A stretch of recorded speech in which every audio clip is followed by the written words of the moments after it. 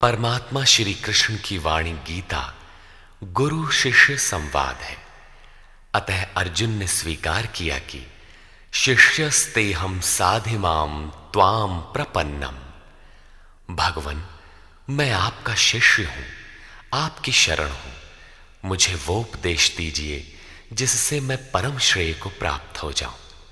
अतः उस परम गुरु के चरणों में गीता आरंभ करने से पूर्व ये स्तुति गुरु वंदना प्रस्तुत की जा रही है। ओम श्री सद्गुरुदेव भगवान की जय।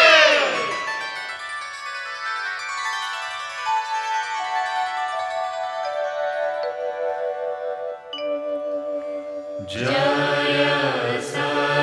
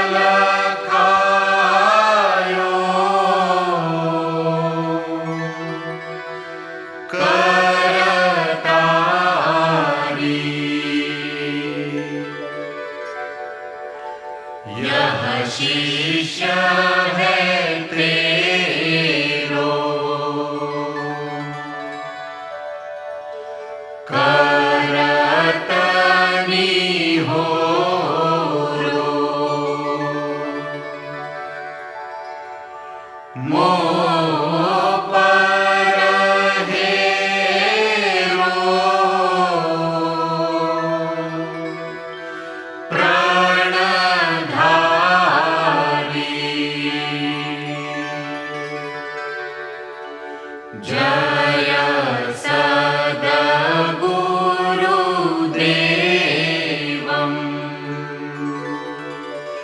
परमानन्दम् अमरशरीरम् अविकारी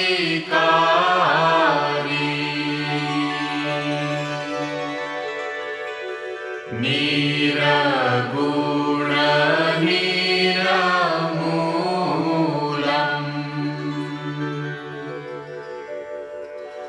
धरीस्थूलम्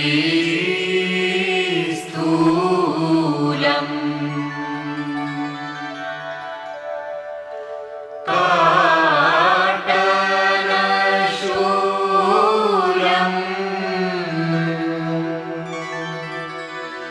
भवभारी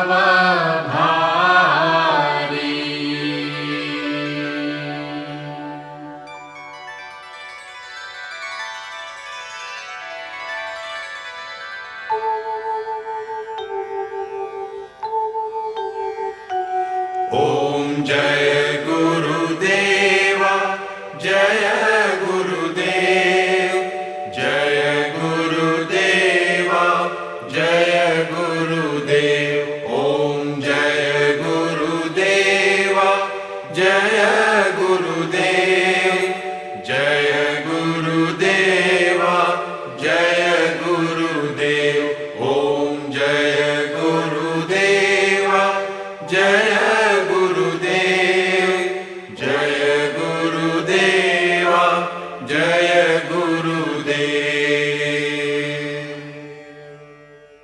अमृतंश बहनों तथा भाइयों, जिन महापुरुष ने समस्त वेदों का संकलन किया, वेदांत शास्त्र का प्रवर्तन किया, महाभारत तथा भागवत जिनकी कृतियां हैं, उन्होंने शास्त्रों के रूप में किसी ग्रंथ को मान्यता दी तो वो है भगवान श्री कृष्णोक्त गीता। तरह तरह की पूजा पद्धतियां, परस्पर विरोधी संगठन धर्म के नाम पर प्रचलित हैं, जबकि धर्म का लक्ष्य है एक परमात्मा की शोध। कल्याण स्वरूप वो परमात्मा एक है, उसे प्राप्त करने की निश्चित क्रिया का पालन धर्म है। जब परमात्मा एक है, उसे प्राप्त करने की क्रिया एक है, तो बहुत से पंथ क्यों? इसके समाधान के लिए प्रस्तुत है यथार्थ गीता का भावांश, ये गीता कैसेट। धर्म के सरल स्वरूप और उसकी प्राप्ति हेतु निर्धारित क्रिया का क्रमबद्ध तथा पूर्ण विवरण योगेश्वर श्री कृष्णोक्त गीता है। विश्व के प्रत्येक महापुरुष ने जो कुछ भी साधन बताया है, वो सब का सब तथा अनेक गोपनीय स्थितियों का स्पष्टीकरण अकेले गीता में है। इसलिए संपूर्ण मानव जाति के कल्याण का अतर्क शास्त्र गीता है। महाभारत में संकेत है कि जब कौरवों और पांडवों की सेनाएं आमने सामने खड़ी हो गईं, तो संपूर्ण निशांतर कौरवों में प्रवेश कर गए और सभी देवता पांडवों में। इस कथन से महर्षि व्यास ने स्पष्ट कर दिया कि गीता के सभी पात्र देवता या असुर हैं तथा प्रतीकात्मक हैं। प्रत्येक मनुष्य के अंतःकरण में दैवी और आसुरी दो प्रकृतियां अनादिकाल से हैं। दैवी शक्तियों के सहयोग से जब मनुष्य अपने आत्म स्वरूप की ओर अग्रसर होता है, तो काम, क्रोध, राग, द्वेष इत्यादि आसुरी वृत्तियां बाधा के रूप में आक्रमण करती हैं। उनका पार पाना ही वास्तविक युद्ध है। अर्जुन श्रेय के लिए विकल था। उसकी दृष्टि में श्रेय का उपाय था कुल धर्म, पिंडोदक क्रिया, वर्ण संकर से बचाव, कुल क्षय से बचने के लिए युद्ध न करना इत्यादि। मात्र इतनी सी शंका के समाधान हेतु भगवान को उसे 18 अध्याय गीता समझानी पड़ी। अंत में पूछा कि क्या तेरा मोह नष्ट हुआ? अर्जुन ने स्वीकार किया कि भगवान, मेरा मोह नष्ट हो गया और अब मैं वैसा ही करूंगा जैसा भगवान ने उपदेश दिया है। वस्तुतः ये केवल अर्जुन की शंका नहीं थी, बल्कि मानव मात्र की शंका है कि श्रेय क्या है, उसे कैसे प्राप्त करें। इसलिए स्त्री पुरुष, आबाल वृद्ध, मानव मात्र के लिए गीता के 18वें अध्याय का अनुशीलन एवं नियमित पाठ नितांत आवश्यक है, जिससे ब्रह्म विधि की स्मृति सृजित रहे तथा बच्चों में भी इन कल्याणकारी संस्कारों का सृजन हो सके। इस गीता ज्ञान के बिना कोई भी मनुष्य उस ईश्वर के पथ पर नहीं चल सकता। अक्षय सुख, शाश्वत शांति, लोक में समृद्धि तथा मूल शंका समाधान हेतु इन कैसेटों का संकलन किया गया है। इसके नियमित श्रवण से संपूर्ण परिवार तथा स्वजन समुदाय को सुसंस्कृत करें। संसार में कहीं भी मनुष्य हो, उसके लिए गीता सदैव अमृत वाहिनी है। गीता आपका शास्त्र है। गौरव का विषय है कि 5000 वर्ष से भी अधिक अंतराल के बाद श्री कृष्ण का यथार्थ गायन आपके सम्मुख है। जन्म जन्मांतर की रूढ़ियों से ग्रस्त मस्तिष्क को स्वच्छ कर चिंतन के प्रशस्त पथ पर चलने के लिए इन कैसेटों का प्रसारण प्रातः अवश्य करें।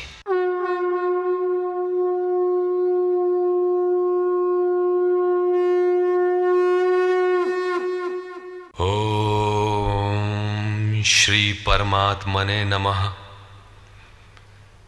यथार्थ गीता, श्रीमद् भगवत गीता, अथ प्रथमो अध्यायः।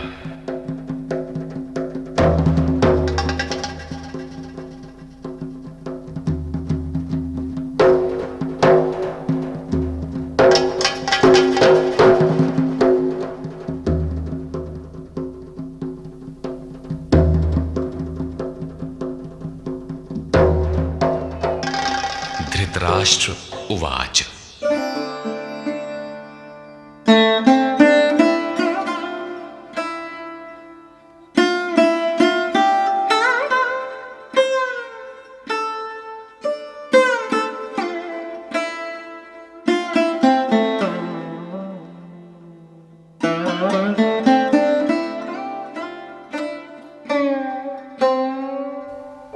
धर्मक्षेत्रे कुरुक्षेत्रे समवेता युयुत्सवः मामकाः पाण्डवाश्चैव किमकुर्वत संजय।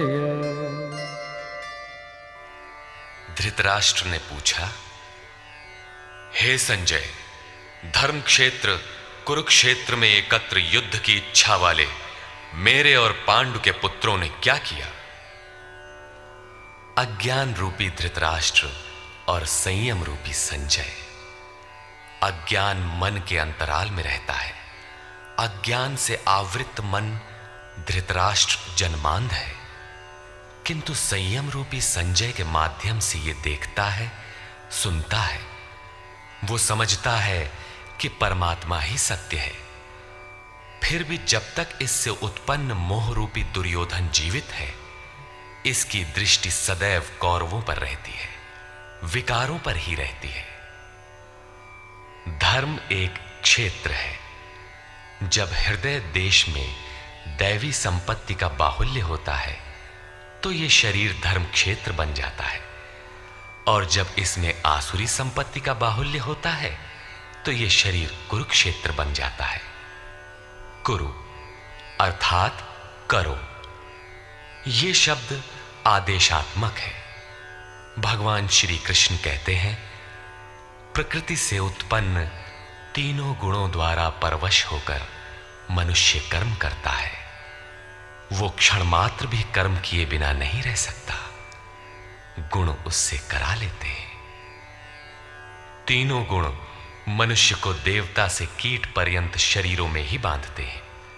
जब तक प्रकृति और प्रकृति से उत्पन्न गुण जीवित हैं, तब तक कुरु लगा रहेगा।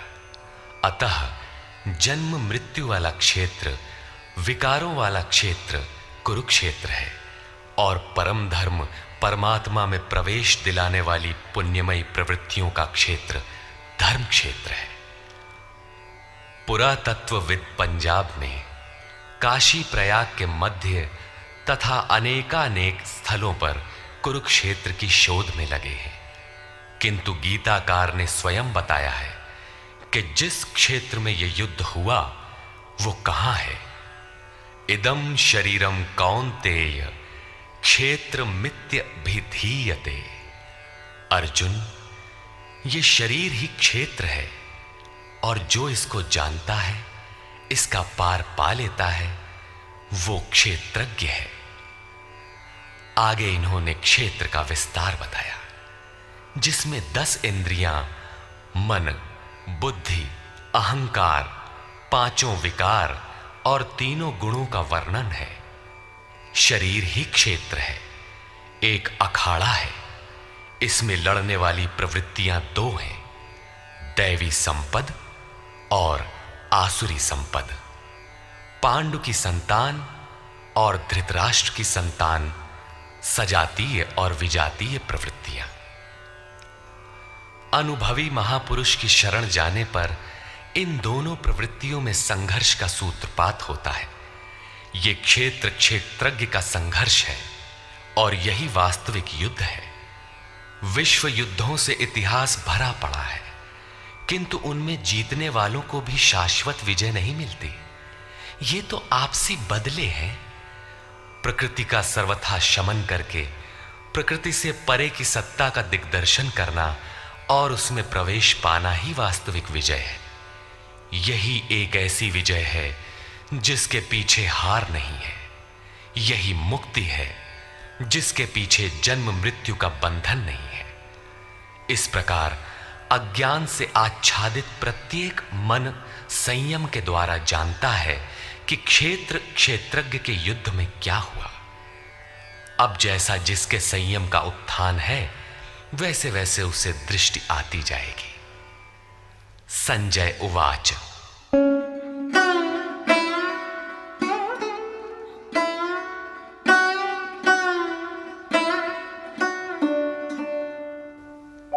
दृष्ट्वा तु पाण्डवानीकं व्यूढं दुर्योधनस्तदा आचार्यमुपसंगम्य राजा वचनमब्रवीत्। उस समय राजा दुर्योधन ने व्यूह रचना युक्त पांडवों की सेना को देखकर द्रोणाचार्य के पास जाकर ये वचन कहा। द्वैत के आचरण ही द्रोणाचार्य हैं। जब जानकारी हो जाती है कि हम परमात्मा से अलग हो गए हैं, वहां उसकी प्राप्ति के लिए तड़प पैदा हो जाती है। तभी हम गुरु की तलाश में निकलते हैं। दोनों प्रवृत्तियों के बीच यही प्राथमिक गुरु है। यद्यपि बाद के सद्गुरु योगेश्वर श्री कृष्ण होंगे, जो योग की स्थिति वाले होंगे। राजा दुर्योधन आचार्य के पास जाता है। मोह रूपी दुर्योधन। मोह संपूर्ण व्याधियों का मूल है। राजा है। दुर्योधन दुर अर्थात दूषित, योधन अर्थात वह धन। आत्मिक संपत्ति ही स्थिर संपत्ति है। उसमें जो दोष उत्पन्न करता है वो है मोह। ये प्रकृति की ओर खींचता है और वास्तविक जानकारी के लिए प्रेरणा भी प्रदान करता है। मोह है तभी तक पूछने का प्रश्न भी है, अन्यथा सभी पूर्ण ही हैं। अतः व्यूह रचना युक्त पांडवों की सेना को देखकर, अर्थात पुण्य से प्रवाहित सजातीय वृत्तियों को संगठित देखकर, मोह रूपी दुर्योधन ने गुरु द्रोण के पास जाकर यह कहा।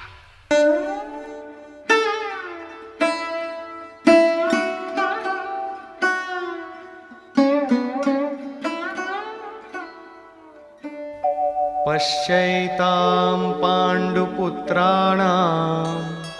आचार्यमहतीं च व्यूढां द्रुपदपुत्रेण तव शिष्येण धीमता। हे आचार्य, आपके बुद्धिमान शिष्य द्रुपद पुत्र धृष्टद्युम्न द्वारा व्यूहाकार खड़ी की हुई पांडु पुत्रों की इस भारी सेना को देखिए। शाश्वत अचल पद में आस्था रखने वाला दृढ़ मन ही धृष्टद्युम्न है। यही पुण्यमयी प्रवृत्तियों का नायक है। साधन कठिन न मन कर टेका। साधन कठिन नहीं, मन की दृढ़ता कठिन होनी चाहिए। अब देखें सेना का विस्तार।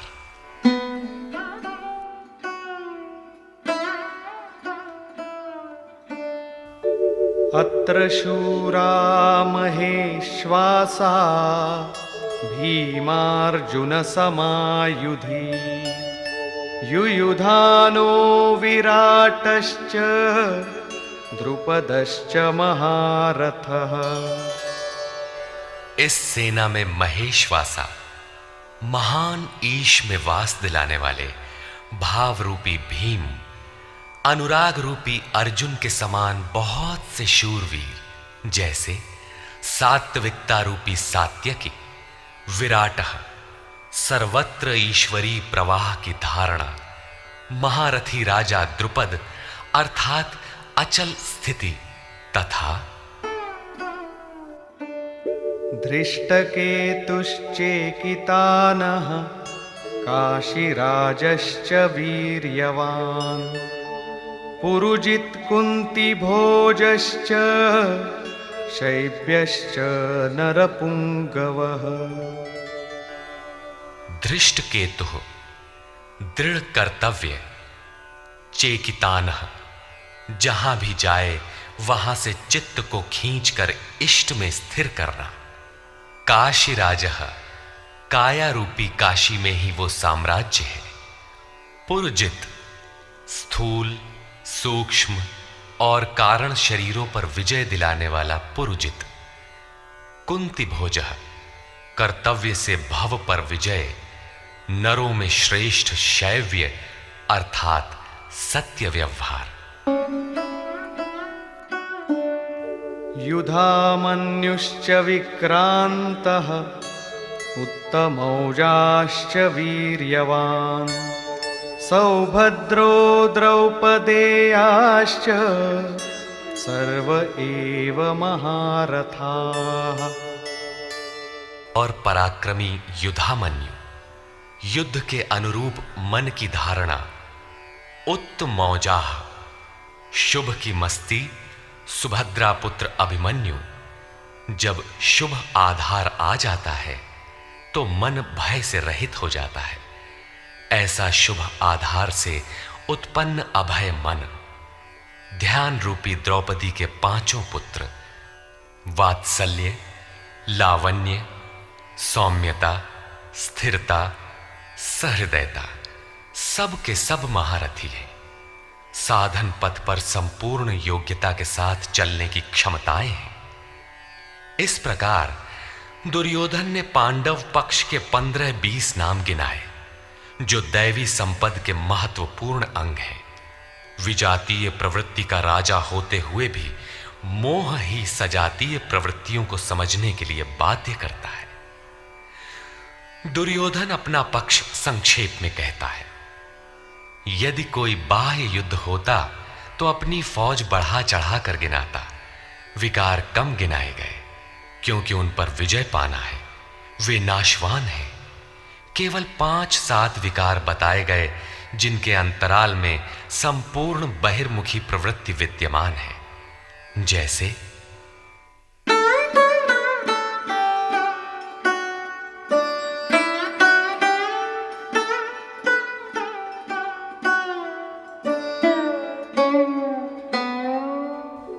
अस्माकं तु विशिष्टाये तान्निबोध द्विजोत्तम नायका मम सैन्यस्य संज्ञार्थं तान् ब्रवीमि ते। द्विजोत्तम, हमारे पक्ष में जो जो प्रधान हैं उन्हें भी आप समझ लें। आपको जानने के लिए मेरी सेना के जो नायक हैं उनको कहता हूं। बाह्य युद्ध में सेनापति के लिए द्विजोत्तम संबोधन असामयिक है। वस्तुतः गीता अंतःकरण की दो प्रवृत्तियों का संघर्ष है, जिसमें द्वैत का आचरण ही द्रोण है। जब तक हम लेश मात्र भी आराध्य से अलग हैं, तब तक प्रकृति विद्यमान है, द्वैत बना है। इस द्वि पर जय पाने की प्रेरणा प्रथम गुरु द्रोणाचार्य से मिलती है। अधूरी शिक्षा ही पूर्ण जानकारी के लिए प्रेरणा प्रदान करती है। वो पूजा स्थली नहीं, वहां शौर्य सूचक संबोधन होना चाहिए। विजातीय प्रवृत्ति के नायक कौन कौन हैं?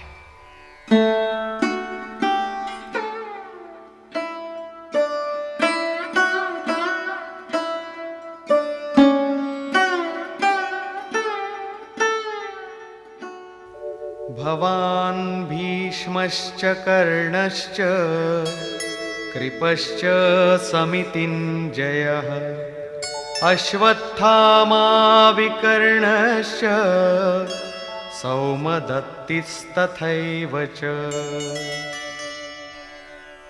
एक तो स्वयं आप द्वैत के आचरण रूपी द्रोणाचार्य हैं। भ्रम रूपी पितामह भीष्म हैं। भ्रम इन विकारों का उद्गम है, अंत तक जीवित रहता है, इसलिए पितामह है।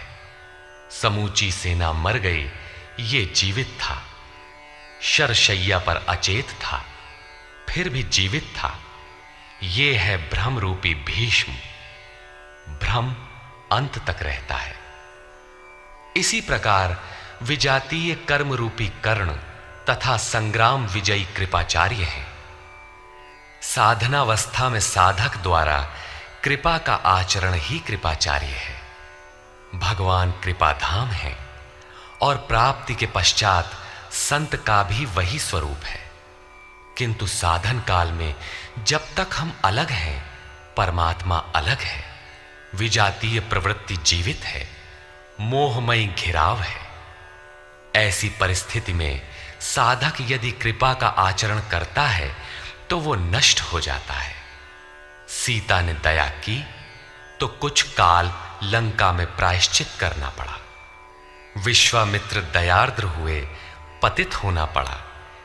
योग सूत्रकार महर्षि पतंजलि भी यही कहते हैं, ते समाधा वुपसर्गा व्युत्थाने सिद्धयः। व्युत्थान काल में सिद्धियां प्रकट होती हैं, वे वास्तव में सिद्धियां हैं, किंतु कैवल्य प्राप्ति के लिए उतनी ही बड़ी विघ्न है जितने काम, क्रोध, लोभ, मोह इत्यादि। गोस्वामी तुलसीदास का भी यही निर्णय है। माया अनेक विघ्न करती है, रिद्धियां प्रदान करती है, यहां तक कि सिद्ध बना देती है। ऐसी अवस्था वाला साधक बगल से निकल भर जाए, मरणासन रोगी भी जी उठेगा। वो भले ठीक हो जाए, किंतु साधक उसे अपनी देन मान बैठे तो नष्ट हो जाएगा। एक रोगी के स्थान पर हजारों रोगी घेर लेंगे। भजन चिंतन का क्रम अवरुद्ध हो जाएगा और उधर बहकते बहकते प्रकृति का बाहुल्य हो जाएगा।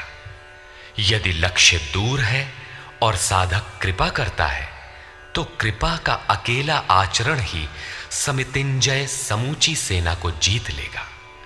इसलिए साधक को पूर्ति पर्यंत इससे सतर्क रहना चाहिए। दया बिनु संत कसाई, दया करी तो आफत आई। लेकिन अधूरी अवस्था में यह विजातीय प्रवृत्ति का दुर्धर्ष योद्धा है। इसी प्रकार आसक्ति रूपी अश्वत्थामा, विकल्प रूपी विकर्ण और भ्रममयी श्वास ही भूरिश्रवा है। ये सभी बहिर्मुखी प्रवाह के नायक हैं।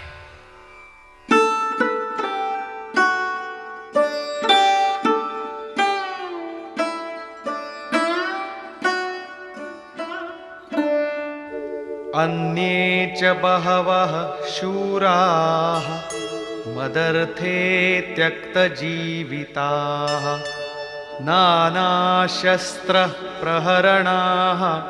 सर्वे युद्धविशारदाः। और भी बहुत से शूरवीर अनेक शस्त्रों से युक्त मेरे लिए जीवन की आशा को त्याग कर युद्ध में डटे हैं।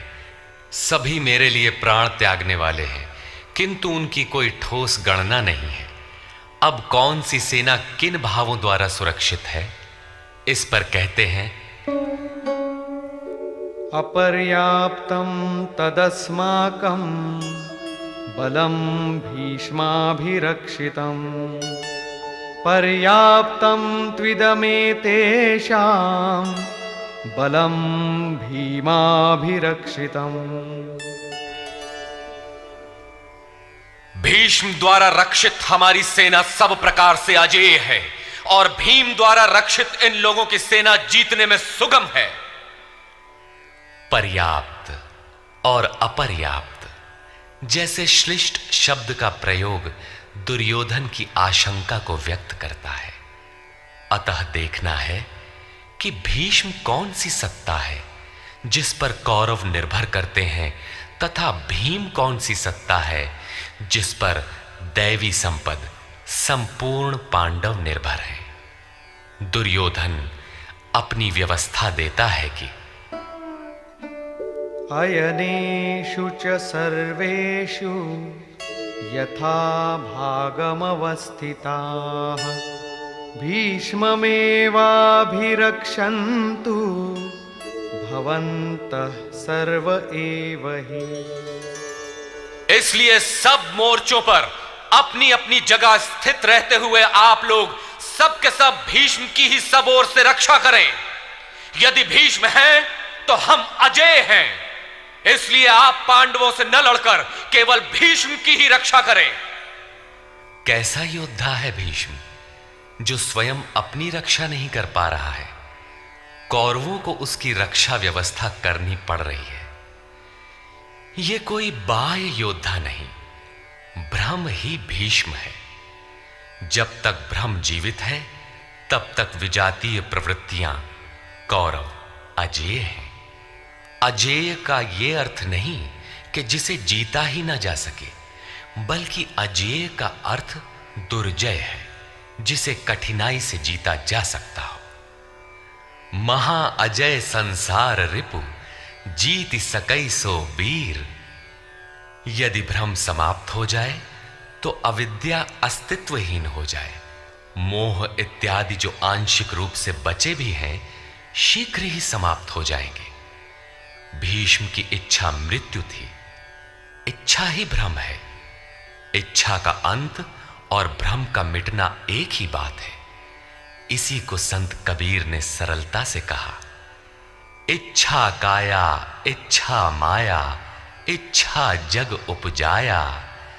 कह कबीर जे इच्छा विवर्जित ताका पार न पाया। जहां भ्रम नहीं होता वो अपार और अव्यक्त है। इस शरीर के जन्म का कारण इच्छा है, इच्छा ही माया है और इच्छा ही जगत की उत्पत्ति का कारण है। सो कामयत तदैक्षत बहुश्याम प्रजायेय इति। कबीर कहते हैं, जो इच्छाओं से सर्वथा रहित हैं, तिनका पार न पाया। वे अपार अनंत असीम तत्व में प्रवेश पा जाते हैं। यो कामो निष्काम आप्त काम आत्म कामो न तस्य प्राणा उत्क्रामंति ब्रह्म व सन ब्रह्माप्येति। जो कामनाओं से रहित आत्मा में स्थिर आत्म स्वरूप है, उसका कभी पतन नहीं होता। वो ब्रह्म के साथ एक हो जाता है। आरंभ में इच्छाएं अनंत होती हैं और अंततो गत्वा परमात्म प्राप्ति की इच्छा शेष रहती है। जब ये इच्छा भी पूरी हो जाती है, तब इच्छा भी मिट जाती है। यदि उससे भी बड़ी कोई वस्तु होती तो आप उसकी इच्छा अवश्य करते। जब उससे आगे कोई वस्तु है ही नहीं, तो इच्छा किसकी होगी? जब प्राप्त होने योग्य कोई वस्तु अप्राप्त न रह जाए तो इच्छा भी समूल नष्ट हो जाती है और इच्छा के मिटते ही ब्रह्म का सर्वथा अंत हो जाता है। यही भीष्म की इच्छा मृत्यु है। भीम द्वारा रक्षित इन लोगों की सेना जीतने में सुगम है। भाव रूपी भीम भावे विद्यते देवः, भाव में वो क्षमता है कि अविदित परमात्मा भी विदित हो जाता है। भाववस्य भगवान सुख निधान करुणा अयन। श्री कृष्ण ने इसे श्रद्धा कहकर संबोधित किया है। भाव में वो क्षमता है कि भगवान को भी वश में कर लेता है। भाव से ही संपूर्ण पुण्यमयी प्रवृत्ति का विकास है। ये पुण्य का संरक्षक है तो इतना बलवान कि परम देव परमात्मा को संभव बनाता है, किंतु साथ ही इतना कोमल भी है कि आज भाव है तो कल अभाव में बदलते देर नहीं लगती। इष्ट में लेश मात्र भी त्रुटि प्रतीत होने पर भाव डगमगा जाता है। पुण्यमयी प्रवृत्ति विचलित हो उठती है, इष्ट से संबंध टूट जाता है। इसलिए भीम द्वारा रक्षित इन लोगों की सेना जीतने में सुगम है। महर्षि पतंजलि का भी यही निर्णय है। स तु दीर्घकाल नैरंतर्य सत्कारा सेवितो दृढ़ भूमि। दीर्घ काल तक निरंतर श्रद्धा भक्ति पूर्वक किया हुआ साधन ही दृढ़ हो पाता है।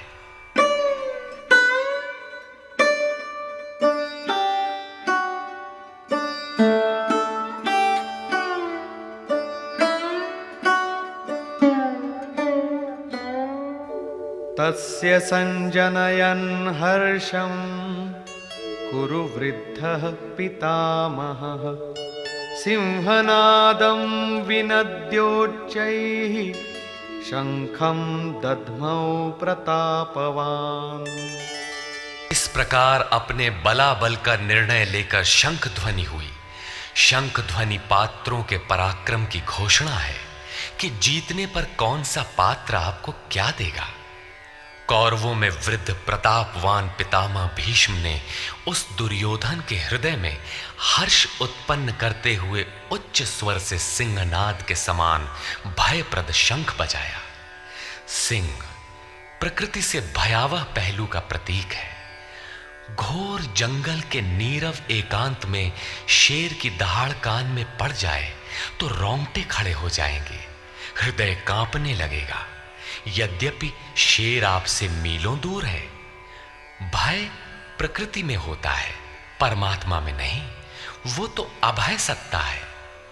ब्रह्म रूपी भीष्म यदि विजयी होता है तो प्रकृति के जिस भयारण्य में आप हैं उससे भी अधिक भय के आवरण में बांध देगा।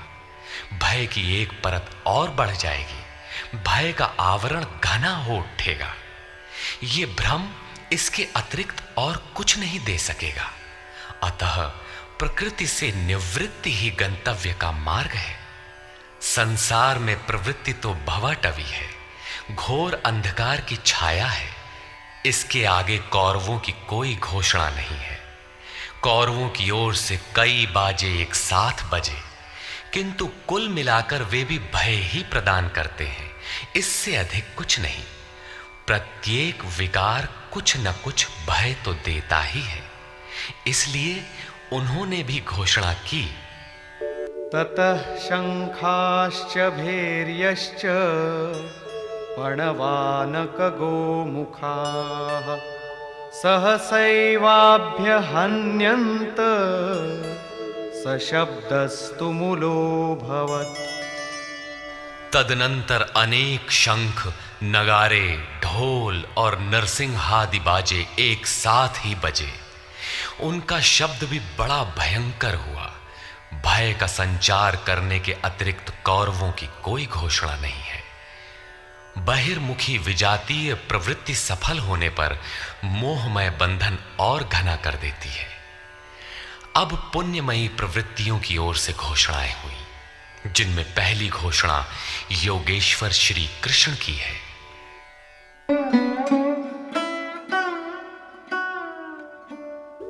ततः श्वेतैर्हयैर्युक्ते महती स्यन्दने स्थितौ माधवः पाण्डवश्चैव दिव्यौ शंखौ प्रदध्मतु। इसके उपरांत श्वेत घोड़ों से युक्त, जिनमें लेश मात्र कालिमा दोष नहीं है, श्वेत सात्विक निर्मलता का प्रतीक है। महति स्यन्दने, महान रथ पर बैठे हुए योगेश्वर श्री कृष्ण और अर्जुन ने भी अलौकिक शंख बजाए। अलौकिक का अर्थ है लोकों से परे। मृत्युलोक, देवलोक, ब्रह्मलोक, जहां तक जन्म मरण का भय है, उन समस्त लोकों से परे पारलौकिक, पारमार्थिक स्थिति प्रदान करने की घोषणा योगेश्वर श्री कृष्ण की है।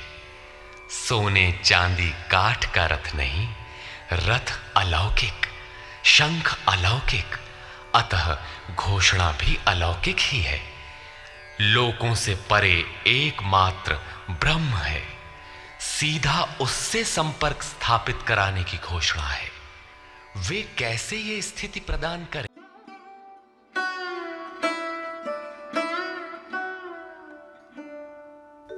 पांचजन्यं ऋषिकेशो देवदत्तं धनञ्जयः पौण्ड्रं दध्मौ महाशंखं भीमकर्मावृकोदरः।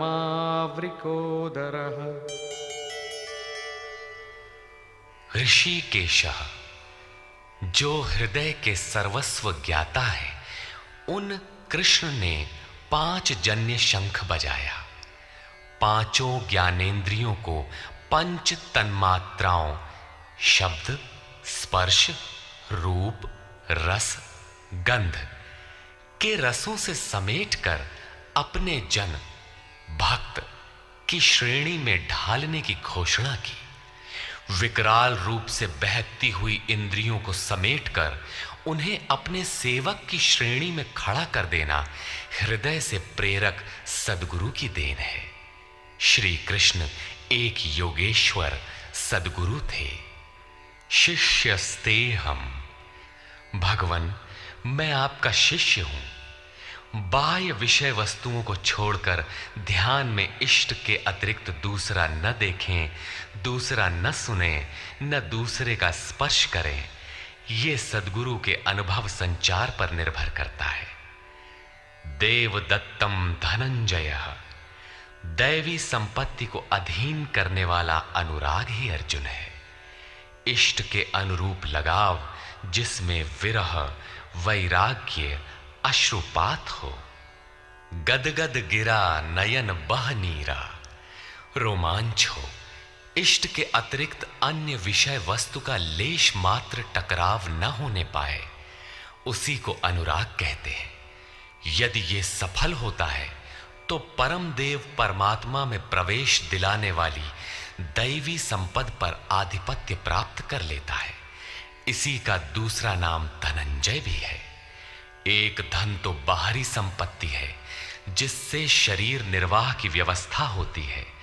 आत्मा से इसका कोई संबंध नहीं है।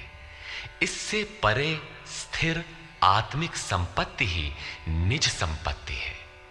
बृहदारण्य कोपनिषद में याज्ञवल्क्य ने मैत्रेयी को यही समझाया कि धन से संपन्न पृथ्वी के स्वामित्व से भी अमृतत्व की प्राप्ति नहीं हो सकती। उसका उपाय आत्मिक संपत्ति है। भयानक कर्म वाले भीमसेन ने पौंड्र अर्थात प्रीति नामक महाशंख बजाया। भाव का उद्गम और निवास स्थान हृदय है, इसलिए इसका नाम वृकोदर है। आपका भाव लगाव बच्चे में होता है, किंतु वस्तुतः वो लगाव आपके हृदय में है, जो बच्चे में जाकर मूर्त होता है। ये भाव अथाह और महान बलशाली है। उसने प्रीति नामक महाशंख बजाया। भाव में ही वो प्रीति निहित है, इसीलिए भीम ने पौंड्र प्रीति नामक महाशंख बजाया। भाव महान बलवान है, किंतु प्रीति संचार के माध्यम से। हरि व्यापक सर्वत्र समाना, प्रेम ते प्रकट हो ही मैं जाना।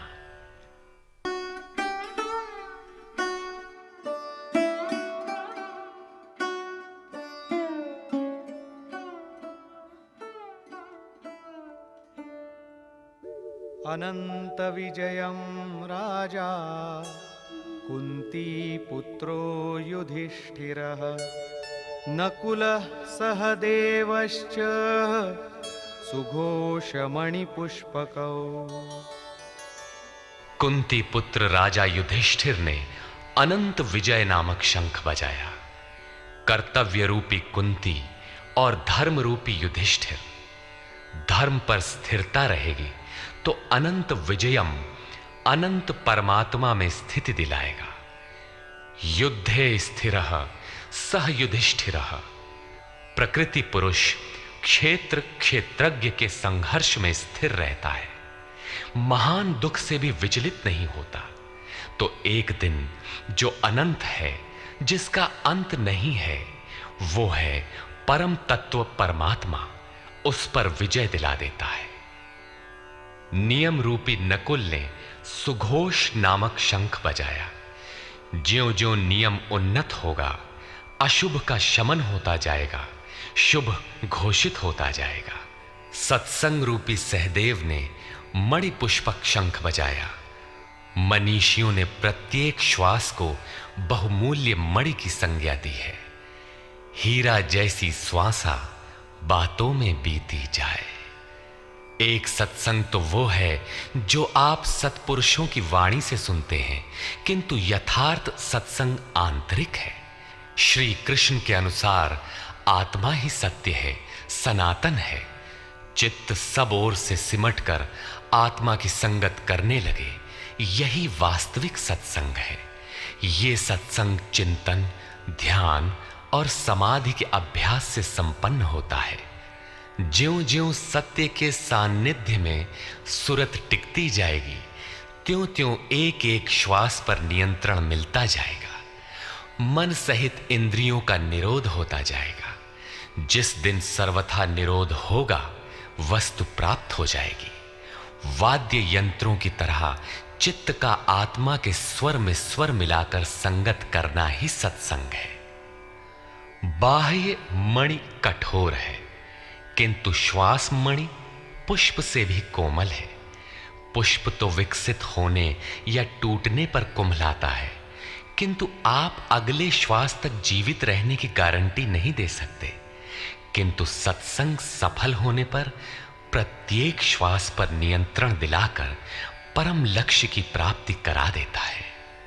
इसके आगे पांडवों की कोई घोषणा नहीं है, किंतु प्रत्येक साधन कुछ न कुछ निर्मलता के पथ में दूरी तय करता है। आगे कहते हैं,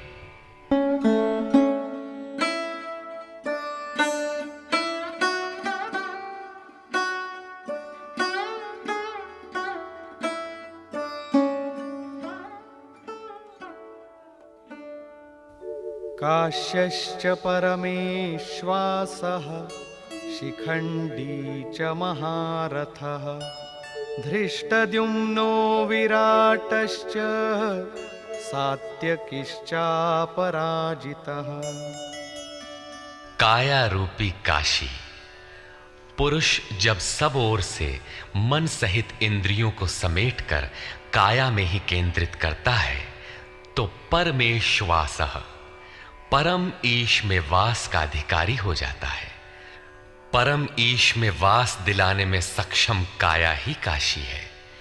काया में ही परम ईश का निवास है। परमेश्वास का अर्थ श्रेष्ठ धनुष वाला नहीं, बल्कि परम धन ईश धन वास है। शिखा सूत्र का त्याग ही शिखंडी है।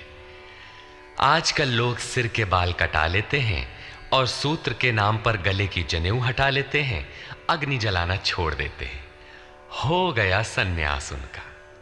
नहीं, वस्तुतः शिखा लक्ष्य का प्रतीक है जिसे आपको पाना है, और सूत्र है संस्कारों का। जब तक आगे परमात्मा को पाना शेष है, पीछे संस्कारों का सूत्रपात लगा हुआ है, तब तक त्याग कैसा, सन्यास कैसा? अभी तो चलने वाले पथिक हैं। जब प्राप्तव्य प्राप्त हो जाए, पीछे लगे हुए संस्कारों की डोर कट जाए, ऐसी अवस्था में ब्रह्म सर्वथा शांत हो जाता है। इसलिए शिखंडी ही ब्रह्म रूपी भीष्म का विनाश करता है। शिखंडी चिंतन पथ की विशिष्ट योग्यता है, महारथी है। धृष्टद्युम्न दृढ़ और अचल मन तथा विराटः सर्वत्र विराट ईश्वर का प्रसार देखने की क्षमता इत्यादि दैवी संपद के प्रमुख गुण हैं। सात्विकता ही सात्य की है। सत्य के चिंतन की प्रवृत्ति अर्थात सात्विकता यदि बनी है तो कभी गिरावट नहीं आने पाएगी, इस संघर्ष में पराजित नहीं होने देगी।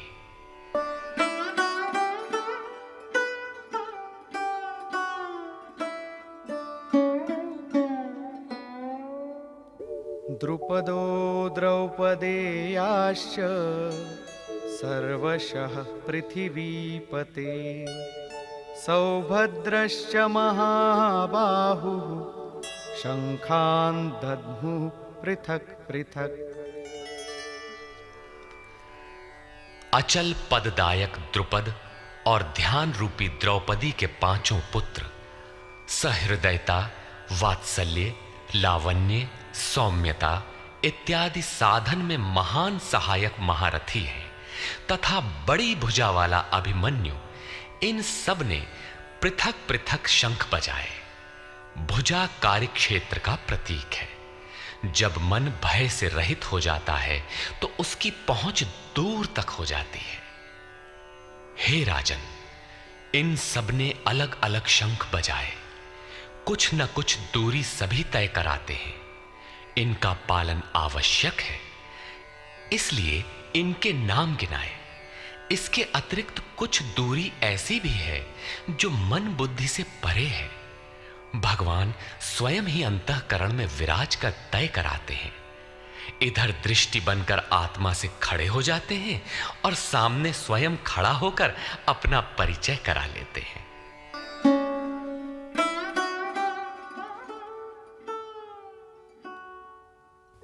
सघोषोधार्तराष्ट्राणां हृदयानि व्यदारयत् नभश्च पृथिवीं चैव तुमुलो व्यनुनादयन्। उस घोर शब्द ने आकाश और पृथ्वी को भी शब्दायमान करते हुए धृतराष्ट्र पुत्रों के हृदय विदीर्ण कर दिए।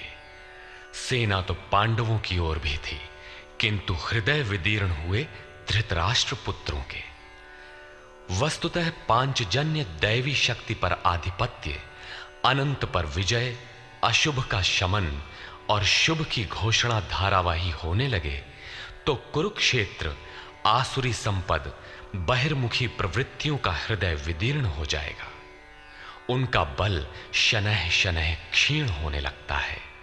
सर्वथा सफलता मिलने पर मोहमयी प्रवृत्तियां सर्वथा शांत हो जाती हैं।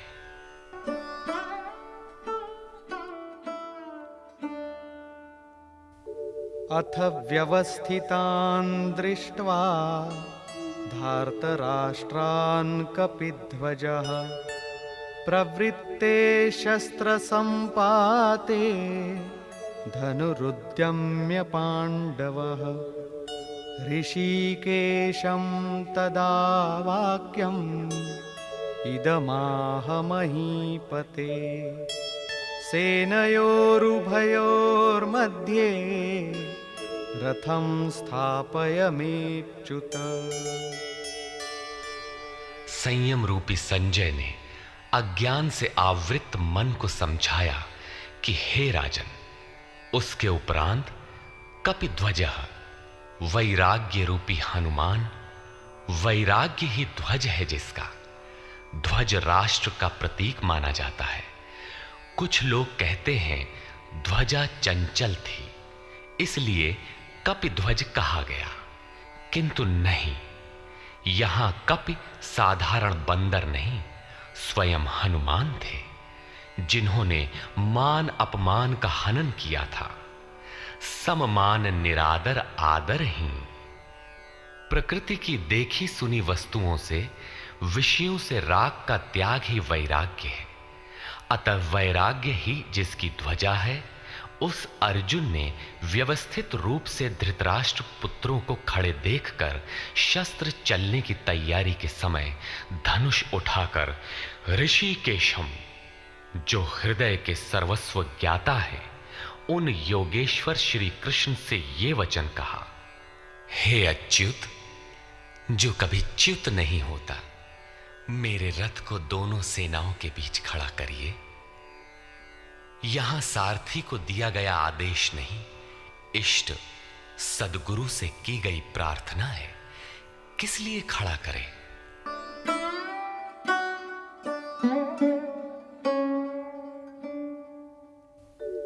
यावदेतान्निरीक्षेऽहं योद्धुकामानवस्थितान् कैर्मया सह योद्धव्यम् अस्मिन् रणसमुद्यमे।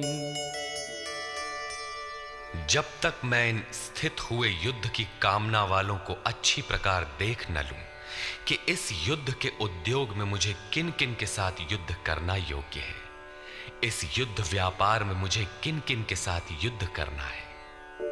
योत्स्यमानानवेक्षेऽहं य एतेऽत्र समागताः धार्तराष्ट्रस्य दुर्बुद्धेर्युद्धे प्रियचिकीर्षवः।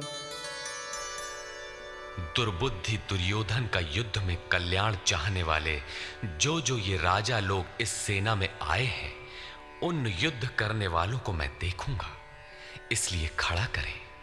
मोह रूपी दुर्योधन, मोहमयी प्रवृत्तियों का कल्याण चाहने वाले जो जो राजा इस युद्ध में आए हैं, उनको मैं देख लूं। संजय उवाच,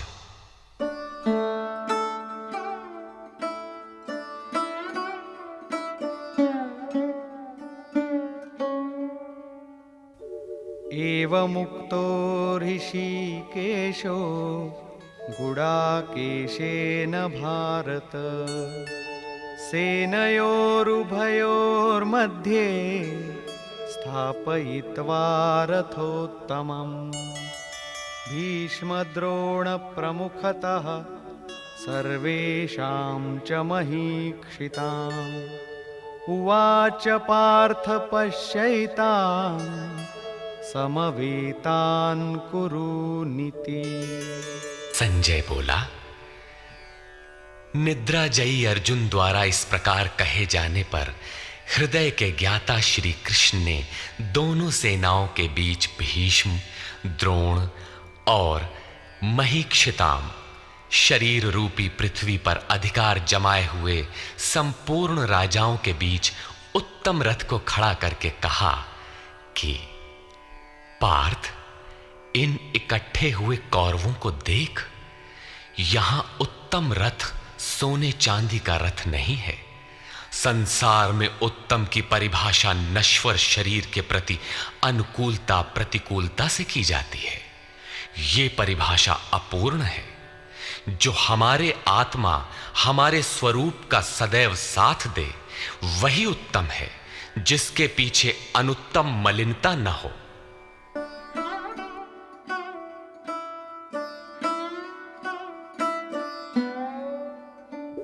तत्रापश्यत् स्थितान् पार्थः पितॄनथ पितामहान् आचार्यान् मातुलान् भ्रातॄन् पुत्रान् पौत्रान् सखींस्तथा श्वशुरान् सुहृदश्चैव सेनयोरुभयोरपि। इसके उपरांत अचूक लक्ष्य वाले पार्थिव शरीर को रथ बनाने वाले पार्थ ने उन दोनों सेनाओं में स्थित पिता के भाइयों को, पितामहों को, आचार्यों को, मामाओं को, भाइयों को, पुत्रों को, पौत्रों को, मित्रों को, श्वसुरों को और सुहृदों को देखा। दोनों सेनाओं में अर्जुन को केवल अपना परिवार, मामा का परिवार, ससुराल का परिवार, सुहृद और गुरुजन दिखाई पड़े। प्रचलित गणना के अनुसार 18 अक्षौहिणी 2.5-3 अरब के लगभग होता है, जो आज के विश्व की जनसंख्या के समकक्ष है। इतने मात्र के लिए यदा कदा विश्व स्तर पर आवास खाद्य समस्या बन जाती है। इतना बड़ा जन समूह अर्जुन के 3-4 रिश्तेदारों का परिवार मात्र था। क्या इतना बड़ा भी किसी का परिवार होता है? कदापि नहीं। यह हृदय देश का चित्रण है।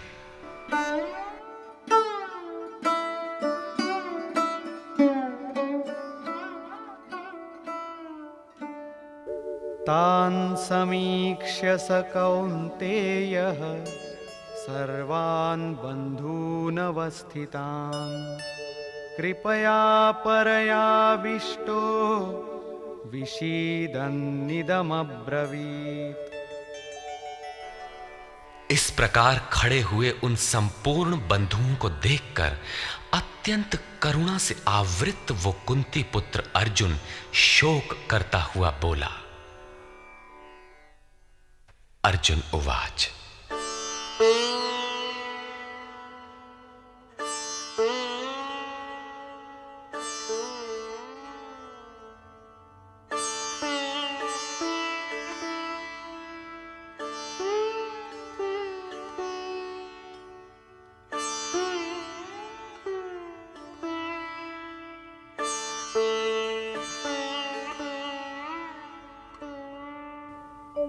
दृष्ट्वेमं स्वजनं कृष्ण युयुत्सुं समुपस्थितं सीदन्ति मम गात्राणि मुखं च परिशुष्यति वेपथुश्च शरीरे मे रोमहर्षश्च जायते।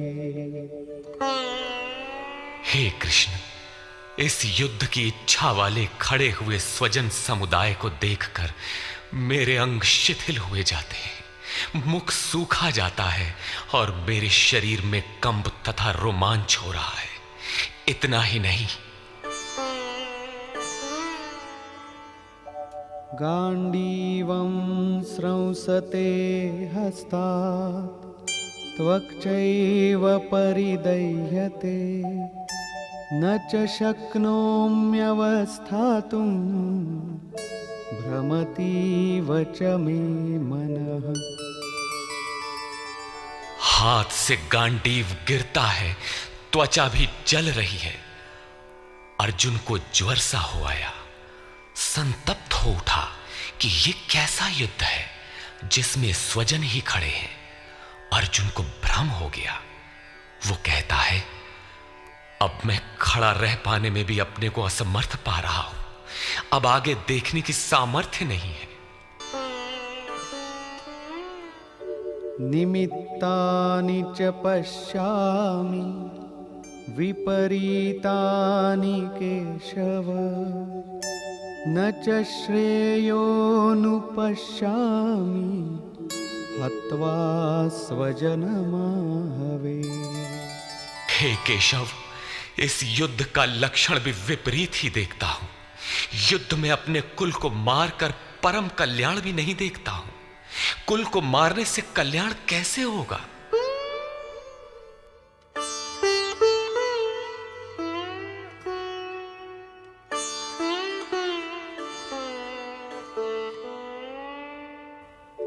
न कांक्षे विजयं कृष्ण न च राज्यं सुखानि च किन्नो राज्येन गोविन्द किं भोगैर्जीवितेन वा।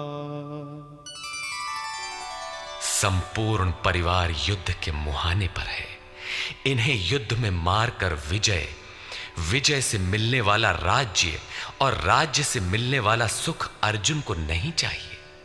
वो कहता है, हे श्री कृष्ण, मैं विजय नहीं चाहता, राज्य तथा सुख भी नहीं चाहता। हे गोविंद, हमें राज्य या भोग अथवा जीवन से भी क्या प्रयोजन है? क्यों?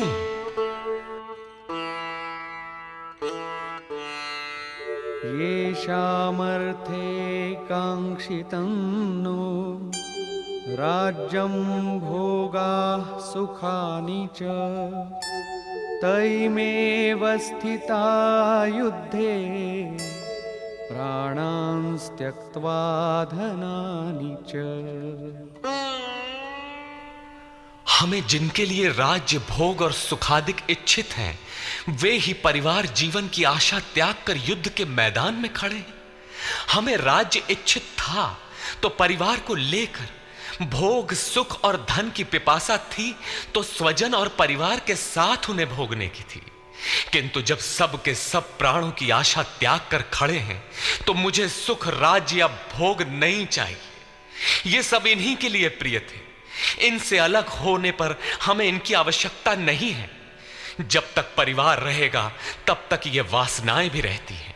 झोपड़ी में रहने वाला भी अपने परिवार, मित्र और स्वजन को मारकर विश्व का साम्राज्य स्वीकार नहीं करेगा। अर्जुन यही कहता है कि हमें भोग प्रिय थे, विजय प्रिय थी, किंतु जिनके लिए थी, जब वे ही नहीं रहेंगे तो भोगों से क्या प्रयोजन? इस युद्ध में मारना किसे है?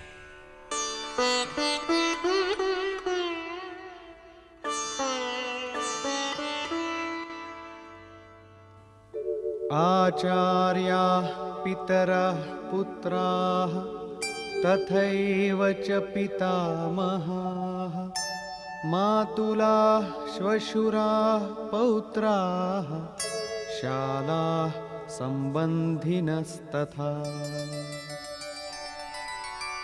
इस युद्ध में ताऊ, चाचे, लड़के और इसी प्रकार दादा, मामा, श्वसुर, पोते, साले तथा समस्त संबंधी ही हैं।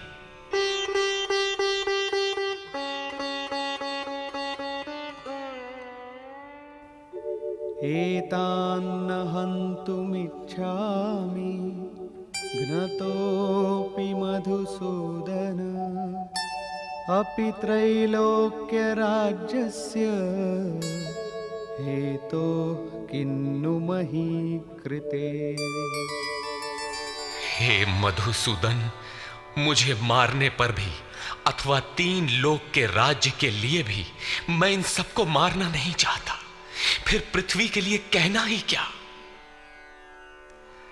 18 अक्षौहिणी सेना में अर्जुन को अपना परिवार ही दिखाई पड़ा। इतने अधिक स्वजन वास्तव में क्या हैं? वस्तुतः अनुराग ही अर्जुन है। भजन के आरंभ में प्रत्येक अनुरागी के समक्ष यही समस्या रही है। सभी चाहते हैं कि हम भजन करें, उस परम सत्य को पालें, किंतु किसी अनुभवी सद्गुरु के संरक्षण में कोई अनुरागी जब क्षेत्रज्ञ के संघर्ष को समझता है कि हमें किन से लड़ना है, तो वो हताश हो जाता है। वो चाहता है कि हमारे पिता का परिवार, ससुराल का परिवार, मामा का परिवार, सुहृद, मित्र और गुरुजन साथ रहे, सभी सुखी रहें और इन सब की व्यवस्था करते हुए हम परमात्म स्वरूप की प्राप्ति भी कर लें।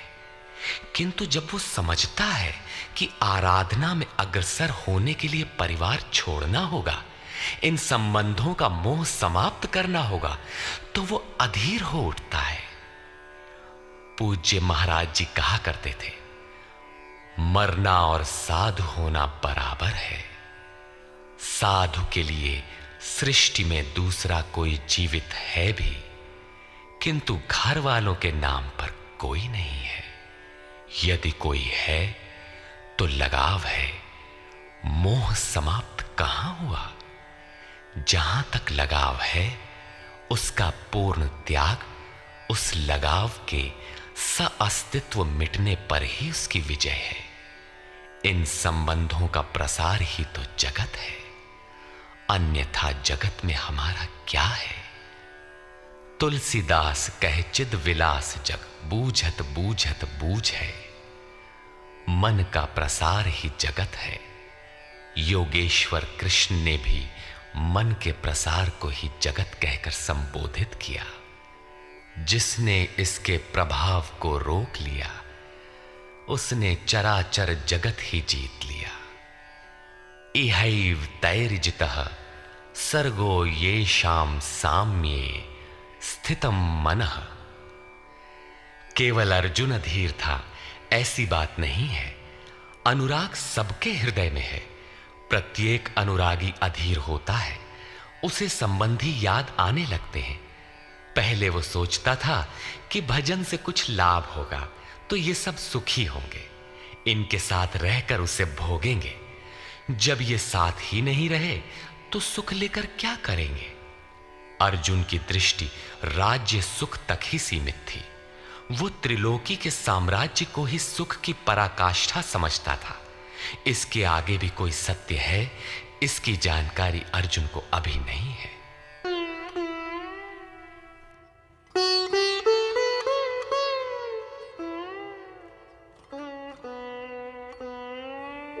निहत्य धार्तराष्ट्रान्नः का प्रीतिः स्याज्जनार्दन। पापमेवाश्रयेदस्मान् हत्वैतानाततायिनः। हे जनार्दन, धृतराष्ट्र के पुत्रों को मारकर भी हमें क्या प्रसन्नता होगी। जहां धृतराष्ट्र अर्थात धृष्टता का राष्ट्र है, उससे उत्पन्न मोह रूपी दुर्योधन इत्यादि को मारकर भी हमें क्या प्रसन्नता होगी। इन आतताइयों को मारकर हमें पाप ही तो लगेगा। जो जीवन यापन के तुच्छ लाभ के लिए अनीति अपनाता है वो आतताई कहलाता है, किंतु वस्तुतः इससे भी बड़ा आतताई वो है जो आत्मा के पथ में अवरोध उत्पन्न करता है। आत्मदर्शन में बाधक काम, क्रोध, लोभ, मोह आदि का समूह ही आतताई है।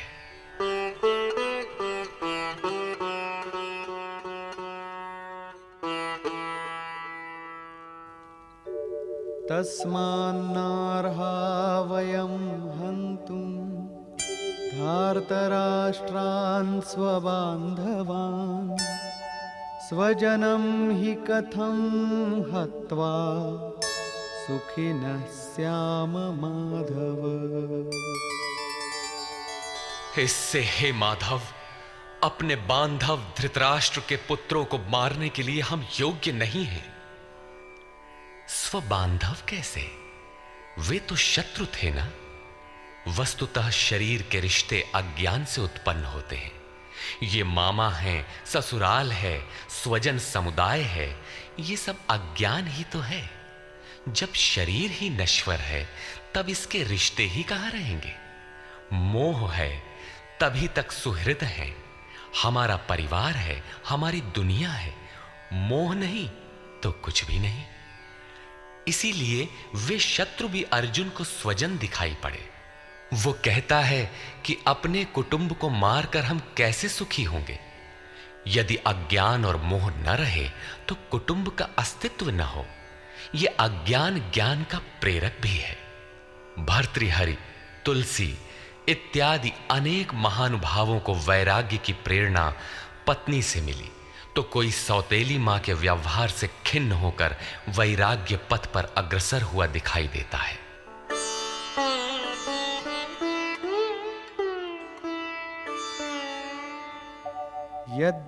यद्यप्येतेन पश्यन्ति लोभोपहत चेतसः कुलक्षयकृतं दोषं मित्रद्रोहे च पातकम्।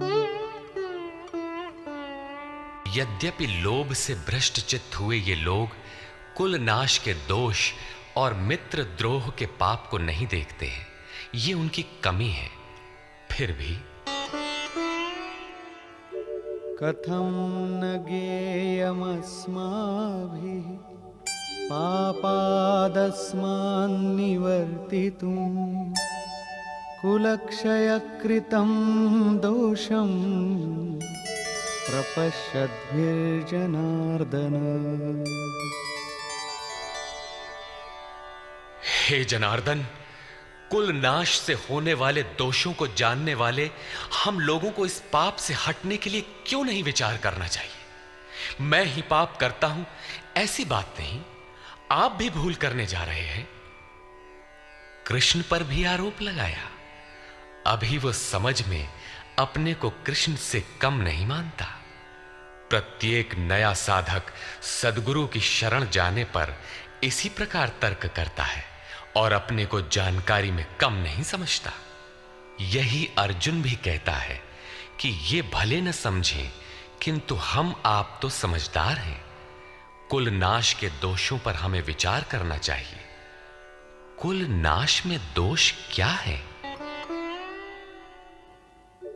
कुलक्षये प्रणश्यन्ति कुलधर्माः सनातनाः धर्मे नष्टे कुलं कृत्स्नम् अधर्मोऽभिभवत्युत।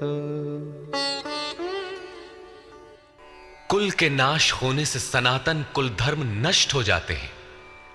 अर्जुन कुल धर्म कुलाचार को ही सनातन धर्म समझ रहा था। धर्म के नाश होने पर संपूर्ण कुल को पाप भी बहुत दबा लेता है। अधर्माभिभवात् कृष्ण प्रदुष्यन्ति कुलस्त्रियः स्त्रीषु दुष्टासु वार्ष्णेय जायते वर्णसंकरः। हे कृष्ण, पाप के अधिक बढ़ जाने से कुल की स्त्रियां दूषित हो जाती हैं। हे वार्ष्णेय, स्त्रियों के दूषित होने पर वर्ण संकर उत्पन्न होता है। अर्जुन की मान्यता थी कि कुल की स्त्रियों के दूषित होने से वर्ण संकर होता है, किंतु श्री कृष्ण ने इसका खंडन करते हुए आगे बताया कि मैं अथवा स्वरूप में स्थित महापुरुष यदि आराधना क्रम में भ्रम उत्पन्न कर दे तब वर्ण संकर होता है। वर्ण संकर के दोषों पर अर्जुन प्रकाश डालता है।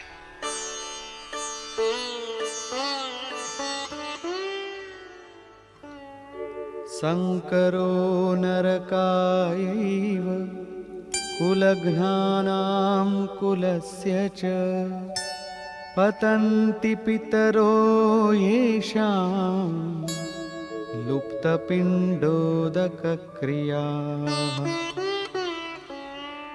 वर्ण संकर कुल घातियों और कुल को नरक में ले जाने के लिए ही होता है। लुप्त हुई पिंड क्रिया वाले इनके पितर लोग भी गिर जाते हैं। वर्तमान नष्ट हो जाता है, अतीत के पितर गिर जाते हैं और भविष्य वाले भी गिरेंगे। इतना ही नहीं,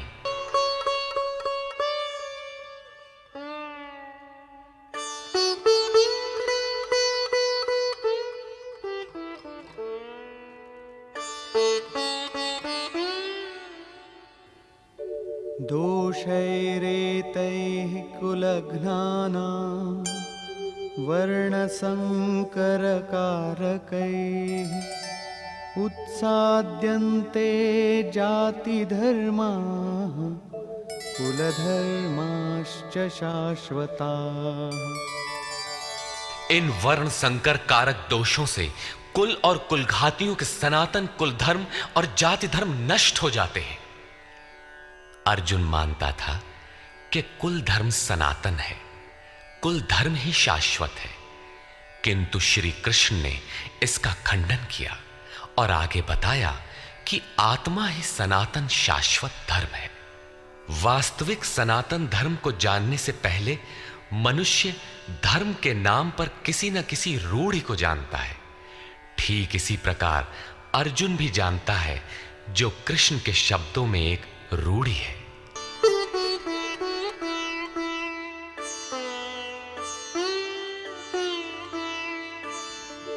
उत्सन्नकुलधर्माणां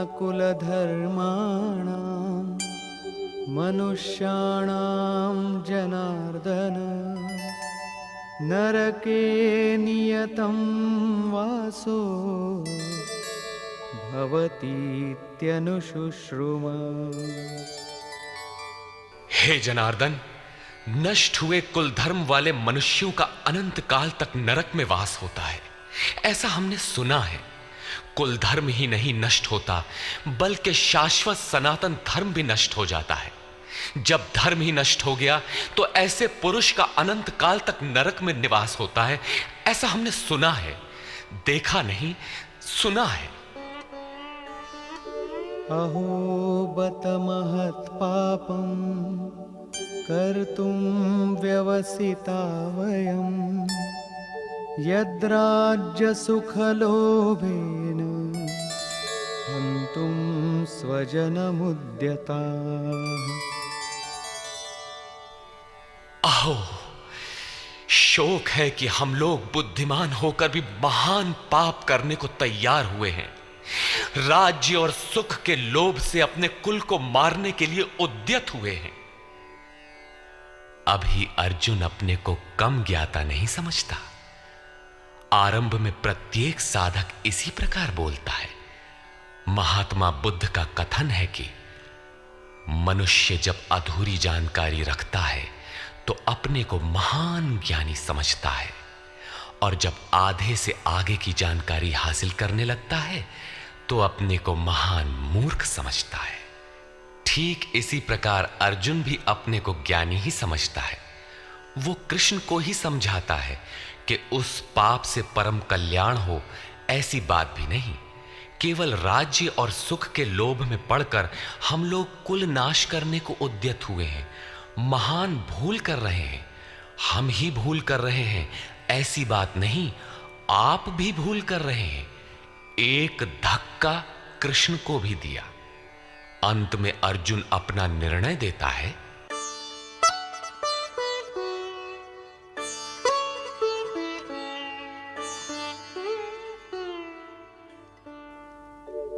यदि माम प्रतीकारम् अशस्त्रं शस्त्रपाणयः धार्तराष्ट्रारणे हन्युः तन्मे क्षेमतरं भवेत्।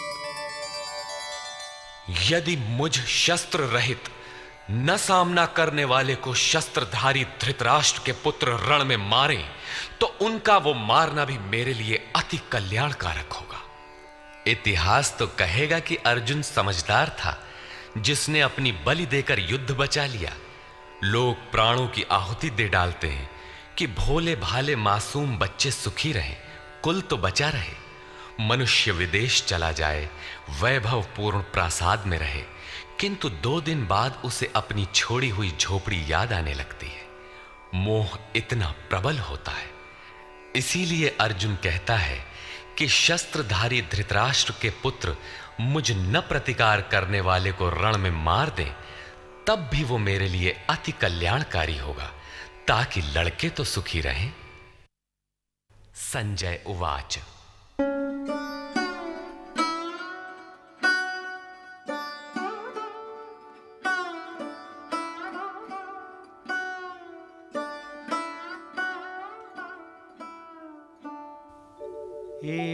एवमुक्त्वार्जुनः संख्ये रथोपस्थ उपाविशत् विसृज्य सशरं चापं शोकसंविघ्नमानसः।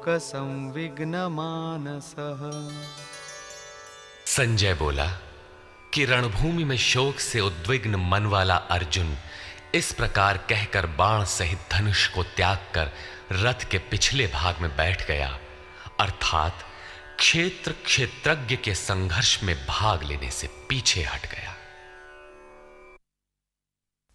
निष्कर्ष। अर्जुन को सैन्य निरीक्षण में अपना परिवार ही दिखाई पड़ता है। जहां तक संबंध है उतना ही जगत है। अनुराग के प्रथम चरण में पारिवारिक मोह बाधक बनता है। साधक जब देखता है कि मधुर संबंधों से इतना विच्छेद हो जाएगा जैसे वे थे ही नहीं, तो उसे घबराहट होने लगती है। स्वजना शक्ति को मारने में उसे अकल्याण दिखाई देने लगता है। वो प्रचलित रूढ़ियों में अपना बचाव ढूंढने लगता है, जैसा अर्जुन ने किया। उसने कहा, कुल धर्म ही सनातन धर्म है। इस युद्ध से सनातन धर्म नष्ट हो जाएगा। कुल की स्त्रियां दूषित होंगी, वर्ण संकर पैदा होगा, जो कुल और कुल घातियों को अनंत काल तक नरक में ले जाने के लिए ही होता है। अर्जुन अपनी समझ से सनातन धर्म की रक्षा के लिए विकल है। उसने श्री कृष्ण से अनुरोध किया कि हम लोग समझदार होकर भी ये महान पाप क्यों करें, अर्थात श्री कृष्ण भी पाप करने जा रहे हैं। अंततोगत्वा पाप से बचने के लिए मैं युद्ध नहीं करूंगा, ऐसा कहता हुआ हताश अर्जुन रथ के पिछले भाग में बैठ गया। क्षेत्रज्ञ के संघर्ष से पीछे हट गया। अतः ओम तत्सदिति श्रीमद्भगवद गीता सूपनिषत्सु ब्रह्म विद्यायाम योग शास्त्रे श्री कृष्णार्जुन संवादे संशय विषाद योगो नाम प्रथमोऽध्याय।